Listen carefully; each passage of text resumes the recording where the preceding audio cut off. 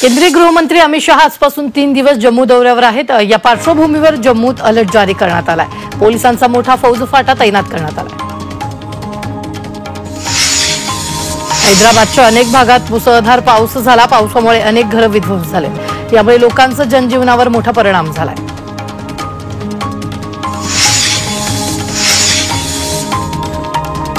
अमेरिकेतील टेनेसीमध्ये मुसळधार पाऊस झाला। यामुळे अनेक रस्त्यांचं रूपांतर तलावात झाले आहेत। या पुराचे व्हिडिओ सोशल मीडियावर व्हायरल होत आहेत। स्पेनच्या कॅनरी बेटांमध्ये चक्रीवादळामुळे संपूर्ण परिसरात हाहाकार झालाय। या भयानक वादळामुळे विजेचा खांब पडला। ही घटना सोशल मीडियावर व्हायरल झाली आहे।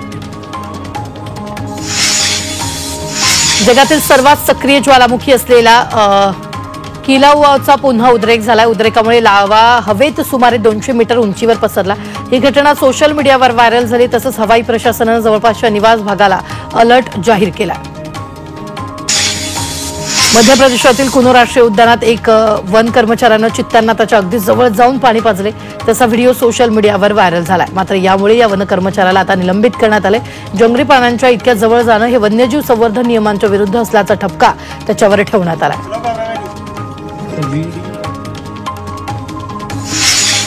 धाराशिव जिल्हा मजूर फेडरेशनच्या निवडणुका झाल्या। या महायुतीने विजय मिळवला। मजूर फेडरेशनवर आधीपासूनच भाजप आमदार राणा जगजितसिंह पाटील गटाचं वर्चस्व राहिले। यावेळी जिल्हा मजूर फेडरेशनचे 13 पैकी 12 उमेदवार महायुतीचे निवडून आले। त्यात लोहाऱ्याची जागा महाविकास आघाडीनं फक्त 1 मतानं जिंकली। तमिळनाडूतल्या बहुप्रतीक्षित व्हर्टिकल लेफ्ट रेल्वे ब्रिजचं आज पंतप्रधान नरेंद्र मोदींच्या हस्ते उद्घाटन झालं। रामेश्वरमच्या समुद्रात 3.25 किलोमीटरपर्यंत या ब्रिजवरून आजच पहिली रेल्वे धावली आहे। हा देशातला पहिला व्हर्टिकल लिफ्ट ब्रिज आहे। तर एखादं जहाज जाईल तेव्हा हा रेल्वे ब्रिज लिफ्ट प्रमाणे वर जाईल। देशातला हा पहिला प्रयोग आहे। बिहारमधील नालंदामध्ये रामनवमीच्या पार्श्वभूमीवर प्रशासनानं कायदा सुव्यवस्था राखण्यासाठी कडक भूमिका घेतली। तसंच कोणतीही अनुचित घटना टाळण्यासाठी संवेदनशील भागात ड्रोनच्या सहाय्यानं कडक नजर ठेवण्यात आली। श्रीलंकेहून रामेश्वरला विमानानं प्रवास करताना पंतप्रधान नरेंद्र मोदींनी राम सेतूचा व्हिडिओ सोशल मीडियावर शेअर केला। श्रीरामाचं आपल्यावर सदैव आशीर्वाद राहू दे अशी प्रार्थना मोदींनी केली।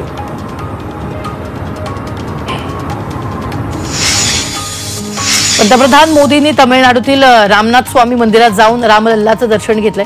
श्रीलंका दौऱ्यावरून परतल्यानंतर मोदींनी रामनवमीच्या मुहूर्तावर रामनाथ स्वामी मंदिरात जाऊन पूजार्चा केली। आणि या मंदिराचं रामायणाशी खास नातं आहे। रावणाचा वध केल्यानंतर रामानं याच ठिकाणी शिवलिंगाची स्थापना केल्याची आख्यायिका आहे। चंद्रपुरात रामनवमीनिमित्त शोभायात्रेचं आयोजन करण्यात आलं। यावेळी ऐतिहासिक काळाराम मंदिरातून शोभायात्रा निघाली। विविध वाद्य देखावे आणि ढोल ताशाच्या गजरात शोभायात्रा काढण्यात आली। या यात्रेचं शहरातील मुख्य मार्गावर आगमन होताच विविध संस्था संघटना आणि धार्मिक संस्थांच्या वतीनं स्वागत करण्यात आलं। पुणे जिल्ह्यातील रायरेश्वर मंदिरात हिंदवी स्वराज्य शपथ दिन सोहळा साजरा झाला। छत्रपती शिवाजी महाराजांनी चैत्र शुद्ध सप्तमी 1645 ला आपल्या मावळ्यांसह स्वराज्य स्थापनेची शपथ घेतली होती।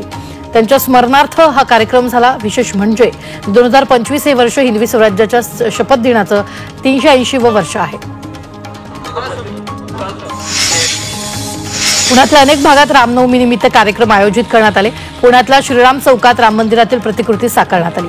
संध्याकाळी या प्रतिकात्मक राम मंदिरावर मोठ्या प्रमाणात फटाक्यांची आतषबाजी करण्यात आली। यावेळी परिसर जय श्रीरामाच्या घोषणांनी दुमदुमून गेला। भाविकांनीही मोठ्या प्रमाणात इथं गर्दी केली। रामनवमी निमित्त अकोला शहराचा आसमंत जय श्रीरामाच्या जय घोषानं निनादून गेला। अकोल्यातील मोठ्या राम मंदिरातली मूर्ती शेगावचे संत श्री गजानन महाराजांच्या हस्ते स्थापन करण्यात आली होती।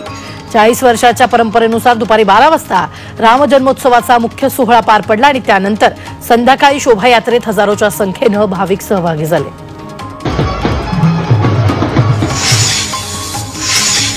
रामनवमी निमित्त महाड शहरात शोभायात्रा काढण्यात आली।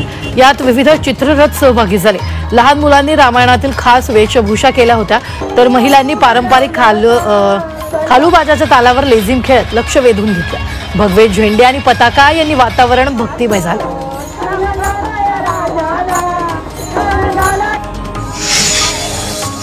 यवतमाळमध्ये रामनवमी निमित्त शोभायात्रा समितीनं खास कार्यक्रम आयोजित केला। सुरुवातीला जय हिंद चौकातील श्रीराम मंदिरातून भव्य शोभायात्रा काढण्यात आली। पालकमंत्री संजय राठोड, भाजप नेते मदन येरावार यांनी पूजा केली। नंतर राम भक्तांनी रामरथ ओढला। शोभायात्रेत नववधू सांस्कृतिक देखावे दाखवण्यात आले। श्रीवर्धन तालुक्यातील जीवना बंदरमध्ये श्रीराम मंदिरात रामनवमी मोठ्या उत्साहात साजरी झाली। मंदिरात विविध धार्मिक कार्यक्रमांबरोबर श्रीराम जन्माचा सोहळा पार पडला। या निमित्त अखंड हरिनाम सप्ताहाचं आयोजन करण्यात आलं। यावेळी महंत पुरुषोत्तम दादा पाटील महाराज यांनी कीर्तनातून संतांच्या शिकवणीचं महत्त्व पटवून दिलं। परिसरातील हजारो नागरिक या कीर्तनात दंग झाले होते। शहापूरमधील राम मंदिरात श्रीरामांचा जन्मोत्सव सोहळा साजरा झाला। यावेळी प्रवचन, कीर्तन, भजन अशा धार्मिक कार्यक्रमांचं आयोजन करण्यात आलं। तसंच हजारो भाविकांनी दर्शनासाठी मोठी गर्दी केली।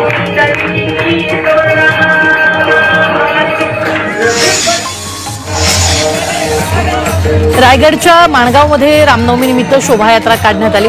जय श्रीरामाचा गजर करत हजारो रामभक्त शोभायात्रेत सहभागी झाले।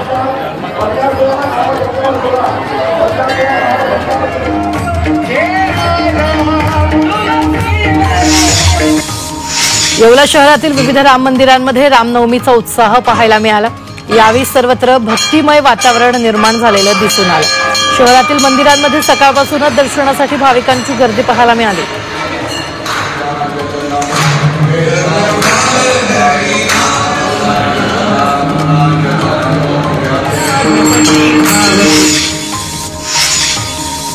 राम मंदिरातील गर्भगृहात आपल्याला प्रवेश नाकारण्यात आला असा आरोप वर्ध्यातील माजी खासदार रामदास तडस यांनी केला।